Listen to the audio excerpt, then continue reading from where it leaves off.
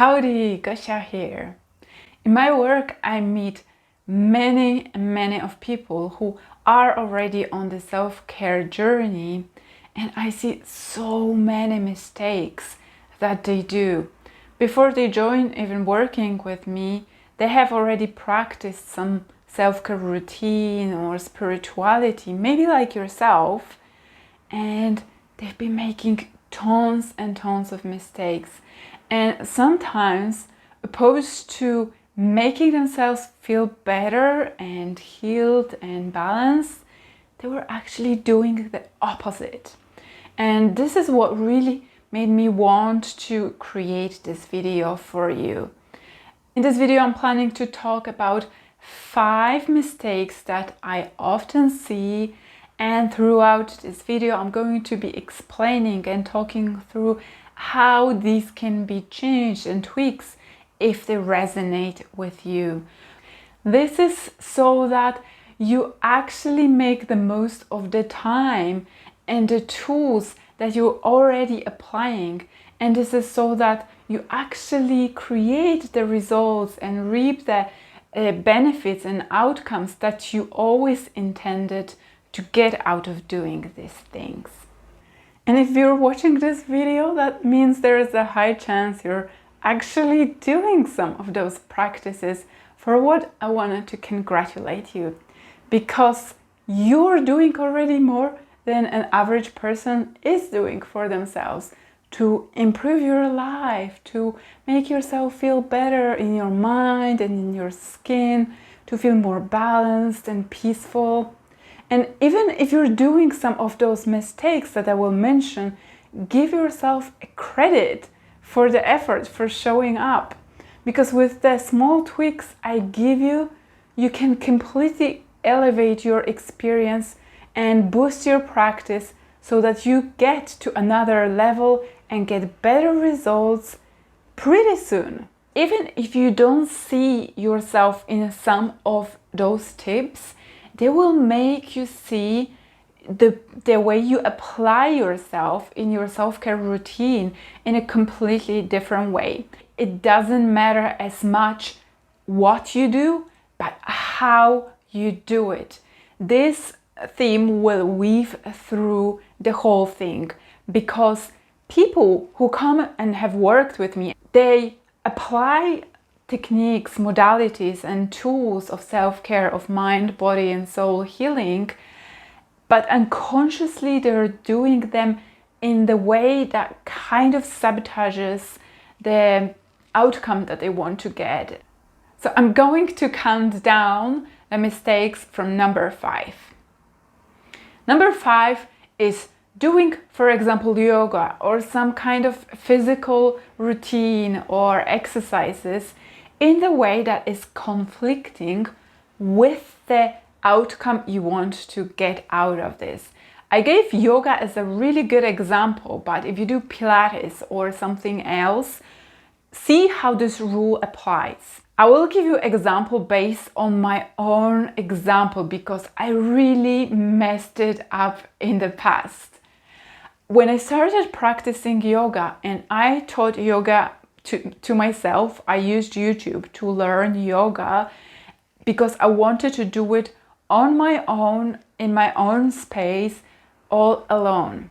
But the way I was applying it was conflicting with what I was meaning to get out of this.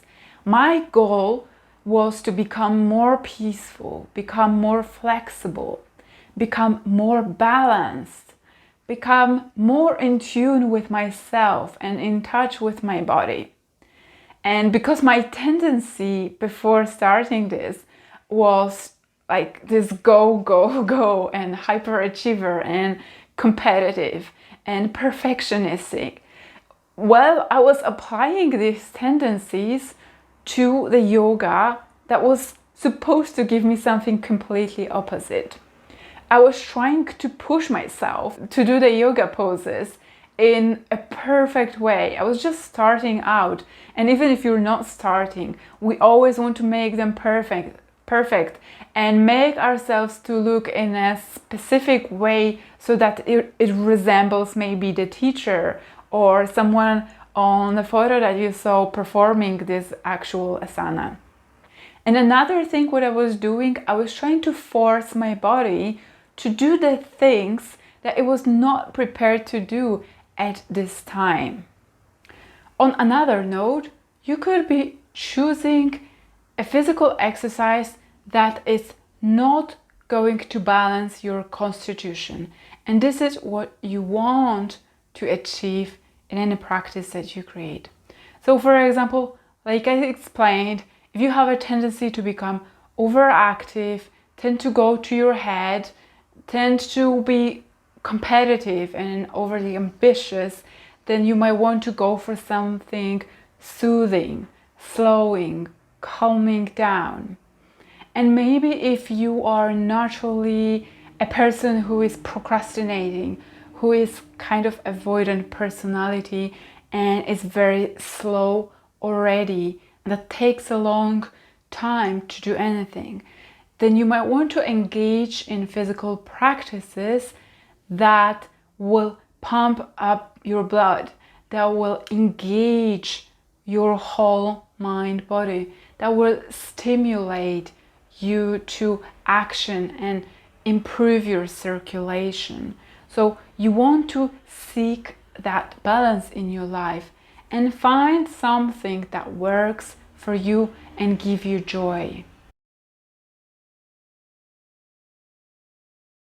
Do you often read self-help books, listen to a whole lot of podcasts and watch videos like this one, but don't take action? If that's you, then for sure you want to listen to this one. Self-development is all about taking action. It's all about taking ownership of yourself. Being passive and looking up to someone is actually the old paradigm that you want to shift when you go into self-development, spirituality and self-care. So whenever you struggle with a feeling of stuckness, you don't want to reach for another self-help book or look up another video on YouTube that will tell you what to do that you don't do.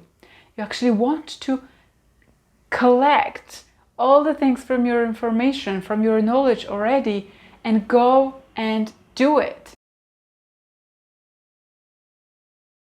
It doesn't have to be perfect. Nothing has to be perfect. But the important thing is that you move forward and you create more clarity, that you seize the stagnation in your life and improve the life force energy. Then and only then you can release the self-doubt. You can release the self-questioning that you would have if you reach for another book or reach for another podcast that will tell you exactly what you should be doing, but then you switch it off and you go about your life and don't do anything. Mistake number 3. I commonly see people come to me and say, Gosha, I want to be healthy, but I'm ill. I want to get to this goal. I want to get a better career, but I'm in this place. I have a small child and I cannot handle the amount of responsibilities I have. And there could be a number of situations where you have a huge gap in reality from where you are right now and where you would want to be. Obviously, we want to dream. Obviously, we want to have visions and we want to create a better life for ourselves. But what is really important is that you accept and make the most of exactly where you are right now. Why am I talking about this as a mistake? Well, because not trusting the universe knowing what's good for us is a big mistake. Otherwise, you're creating resistance in your life and you cannot get where you want to be in such a huge leap. You gotta first learn from where you are right now and accept it fully. See what works. What can you learn from the situations that keep recurring? What can you learn from people that surround you, but you don't enjoy this? And when you integrate that current life, you will be able to create the more evolved life, the more joyous, the more fulfilled vision of what you're trying to create. But the very moment that you have here and now has been given to you so that you learn something very special that will be able to prepare you for the future. And unless we are able to learn from those things that are happening to us today, they will actually keep recurring over and over and over. And this will be delaying your getting to your goal and to your life's vision. That's why accepting and learning from where you are today is going to be the most important favor you give to yourself before you go and create another vision board. This mistake I see over and over and over all over social media, and my head spins when I see another person saying all the affirmations and all the things are going to completely change your life.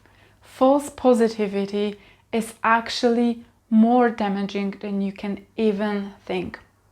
I've seen many people that came to work with me that actually made themselves ill from trying to feel more happier, more cool, more chilled than they actually were. If you repress any energy, it goes deeper and deeper in your body and it gets stuck. And it creates incoherence in your mind body, where actually you're not living according to your truth. If you, for example, in your daily life experience a lot of frustration or maybe stress at work or conflicts in your relationships, then before creating affirmation and trying to change this, what you want to do, you want to fully embrace how you feel. And this is such a misunderstood concept that people don't put enough stress on.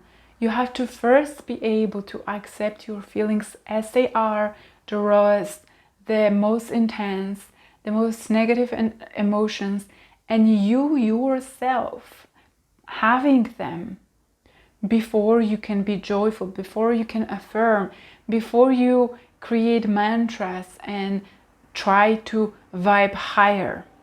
Negative emotions, or so-called negative emotions, because I don't think about them in this way, are always going to stay in your body if you don't give yourself a chance to release them.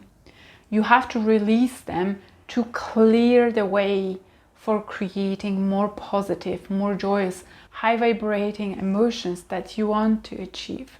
But you cannot experience this state before you close this gap and accept fully and embrace and integrate what is. How you can do it? The best way you can do it is through journaling. This is a fantastic way where you brain dump, you literally put all your negative emotions on paper, you write about all the suffering that happened during the day, and you write all the words that you would want to say to a person that offended you. It feels counterintuitive because you don't want to experience this for any longer that you did, but you actually will unconsciously if you don't take this extra step. So when you give yourself a chance to spend 10, 15 or 20 minutes on journaling before you go to sleep, before you create affirmations, before you do your gratitudes, you can actually release that stress from the whole day that you've been carrying. And maybe you've been carrying this for weeks and months and years that passed. And that brings me to the last number one mistake I often see is doing the practice only when you are doing the practice. It may just very well make sense to us that practice time is when we practice mindfulness or gratitude or self-care of any kind, right? Meditation. But what's with the rest of the day? If you spend half an hour every day meditating religiously, journaling, or doing something like that, and then for the next 16 hours you feel yourself, your mind and body, with negative thoughts, complaining, being anxious, stressing at work, being frustrated, disappointed, feeling guilty, accusing others, defending yourself. How on earth you want to feel the benefits of the practice? People come to me and they say, Gosha, I've been practicing meditation for half an hour each day for a year and not much has changed. Or I've been doing yoga for an hour 3 times a week and I don't feel much better. And that makes sense if you don't. That makes only sense because if for example 16 hours a day you are feeling completely in your fight-flight mode, rushing from meeting to meeting, filling up your diary with to-do lists and checking off things from that to-do list, and then rushing and doing dinner, and then arguing with someone, or being anxious about paying bills, or all those things, then naturally you completely forget how to be balanced, peaceful, joyous, or whatever your goal was. The best shift you can do in this situation is to try and live your life more intentionally. And here is the hack. If, for example, you make your daily run to a grocery shop to be your mindfulness practice and you focus exactly on that, how do I follow my steps one feet after another? How do I hold my body when I'm in the shop? What am I hearing? What am I seeing? How am I breathing in this very moment? Then you've actually extended your daily self-care routine by another half an hour or an hour of time if you are able to maintain this present state. Another example is if you're eating your meal, then don't necessarily put on Netflix. Maybe you could enjoy your meal better and be more mindful and be more balanced if you were slowly chewing your meal and actually just paying attention to what you're doing. The amount of stimuli that you absorb in any given minute and second are huge, and you have to process them constantly. And the more stressful events, the more decisions and more responsibilities you have, the more you are up in your head instead of conscious in your body, in your present moment, the more you will feel anxious, the more you will activate your fight-flight mode, and the less you will be balanced as you intended in your meditation practice. If you know how to maintain your present and grounded states throughout your day, I'm going to attach a link here. You can watch it fully. It's got some very good steps into how to implement that practice in your days. But for now, there are so many things you can do into being more present in your days without actually extending the time of your practice. That's why when I said it's not so important what you do, but how you do it. So that shift that you create in your days will not only extend your daily self-care practice by not doing anything extra, will help you benefit much more from everything that you do in self-care practice, because you literally focus your mind on being more mindful. So if you can engage this and only this one step in your days, I want you to start practicing this. And let me know in the comments, are you going to make any changes? I'm so curious to know. I want to know if anything resonated, if there's anything you can and want to implement, and in what way you're going to make it yours. And if you have any questions about what I said whatsoever today, just also let me know and ask. I'll do my best to answer all of the questions you may have.